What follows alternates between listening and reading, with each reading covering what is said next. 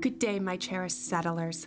As we begin another morning in our settlement, the crisp autumn air foreshadows the coming winter, and fear of the bitter cold settles into our growing city. But fear not the cold that brings frozen ponds to our food supplies, for I have devised a plan to ensure this is the last winter where we wonder if we will have enough food for our tables and clothes on our backs.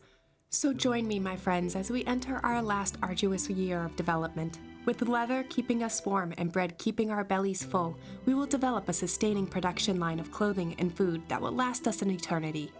Together, we begin our journey from a budding settlement to a thriving city of comfort, of plenty, and of wealth. Heyo and welcome to another episode of Build&Battle Season 3, where we will build a beautiful medieval city while battling off famine, mutiny, and the bitter cold. In the last episode, we provided trade, faith, and administration to our capital city of Namatin by building a centralized trading post, a small wooden church, and the beginnings of our manor house. So if you happen to miss the last episode, then click on the info card above, or if you're looking for a new Manor Lords series to binge watch, then check out the entire Build&Battle Season 3 playlist located in the description below. In today's episode, we will begin our first production line by adding clothing to our marketplace. This will hopefully allow us to start upgrading our burgage plots to level 2, where we will then accumulate regional wealth and a small treasury. We will also begin cultivating our first farm fields with an aesthetic design that incorporates not just the farming assets, but also some quaint burgage plots with specifically selected extensions. So if you're excited to watch this aesthetic build unfold, then be sure to hit that like button below, subscribe, and turn on the bell so you are notified of new Build&Battle Season 3 episodes airing each week. And if you enjoy city building games and aesthetic builds, then be sure to check out our City Skylines 2 series by clicking on the info card above. Alrighty, I'm wicked excited to start today's build, so kick back, grab your caffeinated beverage of choice, and let's jump right on into it. Since we are building what is essentially 2 production lines today, namely clothes and bread, I want to be very strategic in our first stages of our building today. I'm going to prioritize our clothing supplies first by placing in a tannery because clothes are the last required marketplace item needed to begin leveling up our burgage plots. By prioritizing the burgage plots, we will be opening our settlement up for first, regional wealth, as level 2 burgage plots produce regional wealth, and second, additional development points, which, as you can see, we're currently sitting on 1 already, and I hope to use 2 of them today. So I have gone back and forth countless times debating where I want to place the tannery, and honestly, I think I'm going to place it near the wild game deposit for now. To sort of brain vomit my thoughts here, this asset blends better with level 1 burgage plots since it has a thatch roof and minimal construction aesthetic, so it doesn't blend well with what will be the level 3 burgage plots in the city center, despite the fact that I would have liked to have the tannery in the city center as it's the hub of trade and production. I thought about placing it further down the hill, kind of more in the middle here, where our original, you can kind of actually still see it, the original homeless people's tents were. But I haven't really completed the plans for this area. Obviously, I could just delete this asset, the tannery asset, but I would like to avoid that so we don't disrupt our production chains.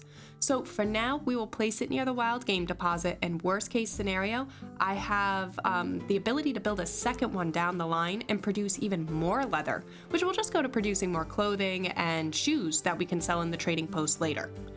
So let's pop that on in there now and watch it build up.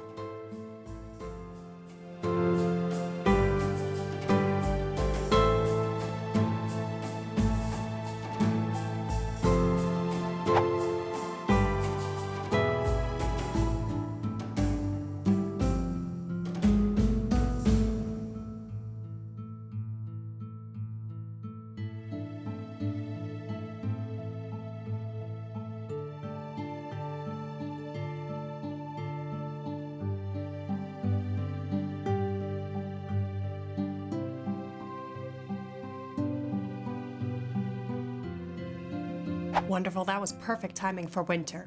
It's gonna be a little bit of a rough winter, but I kind of predicted this would happen because the pond, which is our main source of food, has frozen over for now. We're gonna survive. It's gonna be a little rough on our approval rating, but I'm confident that we will survive. So let's now move down the cliffside and into our valley where we will begin cultivating our first farm fields by adding in our farmhouse. Now, before we plop this asset, please allow me just a moment to kind of explain this farming area a bit. First, I'm not going to enable field rotation yet because I feel it's too early in our city's development to do so. There's really no point right now in growing barley or flax because we will not have a weaver or a malt house yet to begin our production lines for those specific resources in this episode. I chose the tannery for our clothing production line as we were already harvesting meat from our wild game deposit, and thus it was just simply more logical to provide the leather production line first as we already had one stage of that production line harvested. Second, I plan on integrating a few burgage plots into our farmlands so that the farmhands do not need to commute across the map to their places of employment. The burgage plots we also add an aesthetic variation to the farmlands as they will be designated level 1 burgage plots that I will not be leveling up. I will then add to its practicality by probably adding in some goat backyard extensions, which will then produce even more leather for our tannery. So I want to start by coming in here, and I've already laid out some roads, and I want to get a little bit of a farming center, not a city center per se, but something similar on a smaller scale specifically for the farms, right down here. So let's start with the farmhouse for that.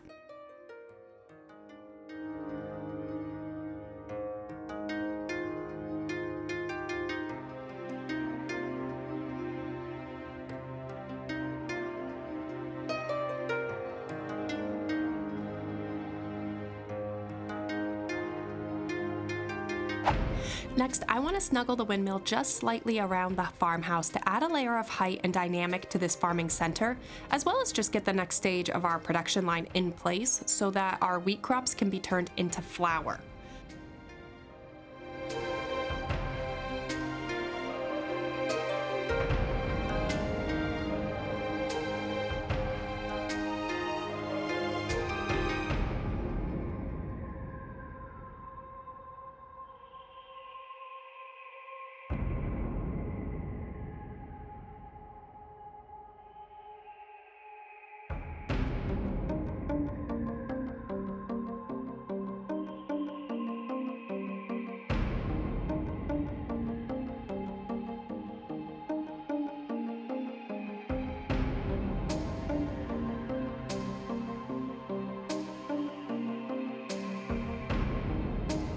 Now I would like to add in a communal oven into this farming center.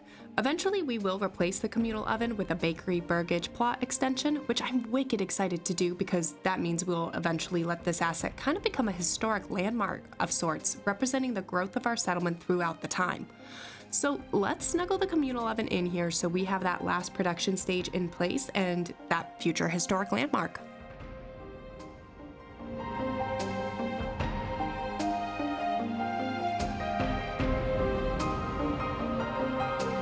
Alrighty, and before we unpause the game, let's add in a granary to our farming center for easy transport of our crops and decreased risk of the crops rotting through the seasons as they are transported back and forth up the cliff to our settlement center.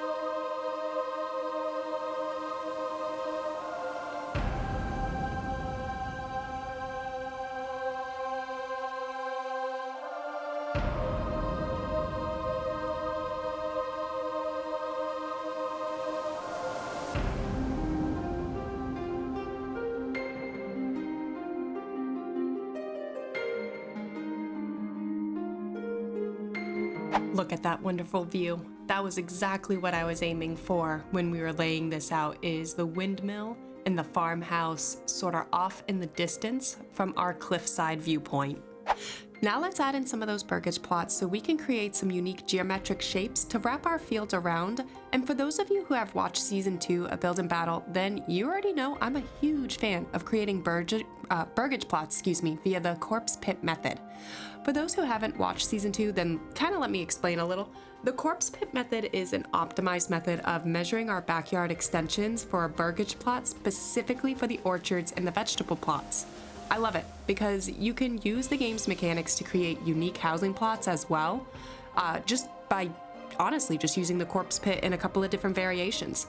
So let's show it in action by actually adding in some of the small burgage plots, and I think I'm gonna go for about 8 families worth because I'm not gonna make them like a duplex, and 2, they're gonna directly employ the farmhouse, and the farmhouse can be employed by 8 people.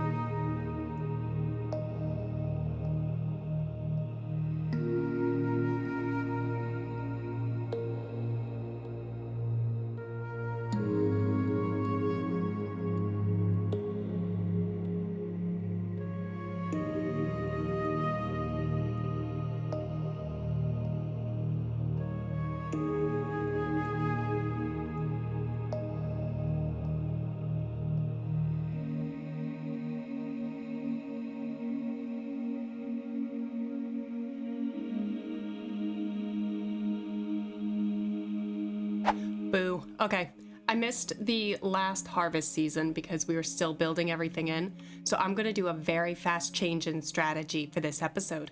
I'm gonna come in and we are going to immediately create a vegetable garden here because I do want some extra food types coming in. This is gonna leave us with a regional wealth of 1. I'm hoping we'll be able to upgrade some burgage plots to level 2 soon, so hopefully that will get fixed. And then because we do have our first annual tax due in 313 days, and our approval rating is honestly doing pretty darn good, I'm gonna come in here and I'm gonna raise this up to 5%.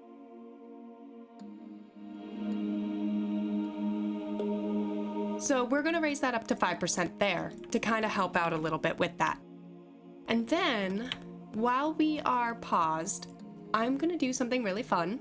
And I'm gonna come in and take all these unassigned families and put them straight into the farmhouse.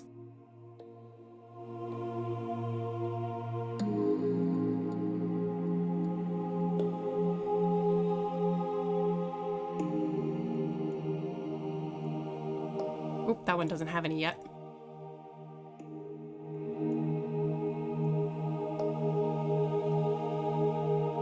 All right, we'll have to pay attention to that as time goes by and just continue to deliberately assign them so that we keep all the workers for the fields down near the fields. Alright, so today's build is actually really beginning to shape up, and honestly, in my opinion, already looks pretty fantastic. But there is one essential item we still need to add. Fields. Obviously to plant the crops. So let's come on into the area and work with the designs we have put into place to add some really unique field shapes.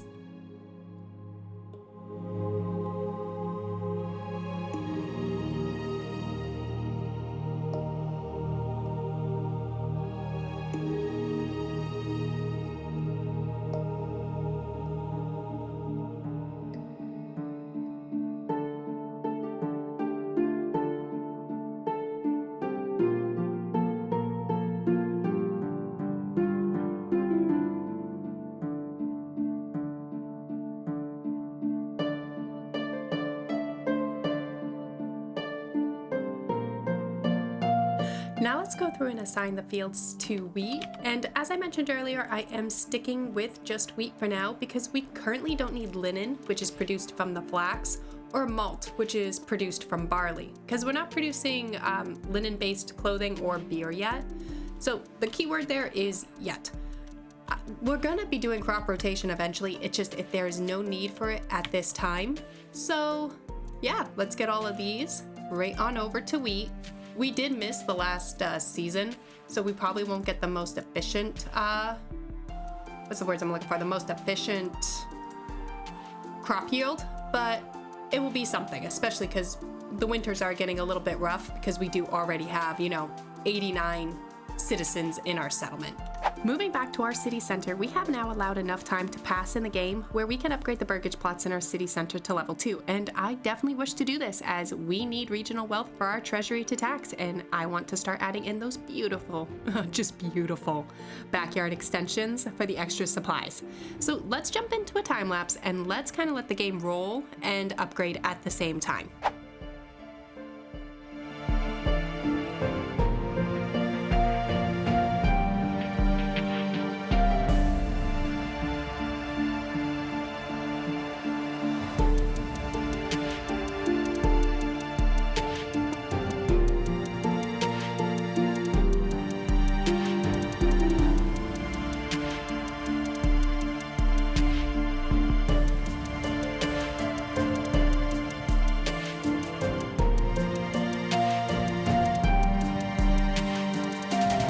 Alright, so we were able to upgrade 2 of the burgage plots. We have 1 more still in queue right here. And I'm wondering if some of this is due to the supplies making it to the marketplace and being caused, well, I guess not by the pantry. The pantry seems to be doing pretty good in terms of its own storage. But what caught my attention is we were capping our pantries in our production buildings. So for instance, here the pantry is full at the fisherman's hut. So I want to come in real quick and I actually want to start upgrading the granary, and might as well do the storehouse while we're there because we are getting a little high on that. This will also allow us to employ more people there.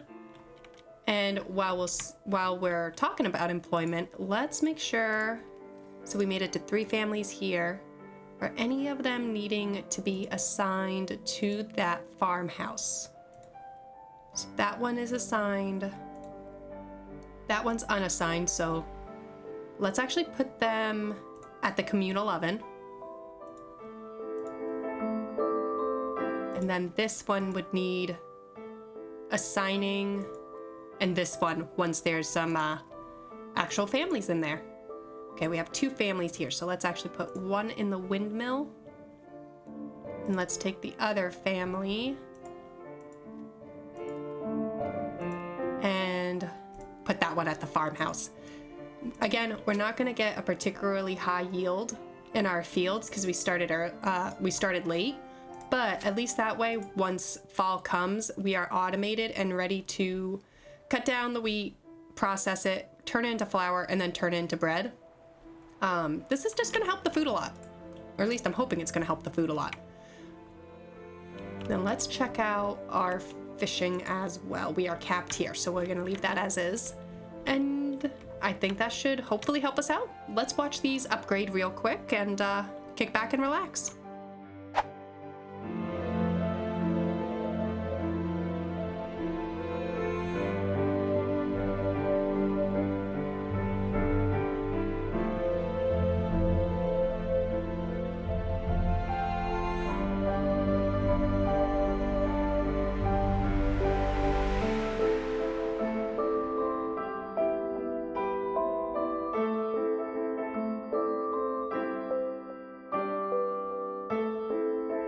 Alrighty, I think that just about wraps up today's episode. If you enjoyed, please be sure to leave a like below and let me know your thoughts on the growth of our settlement thus far.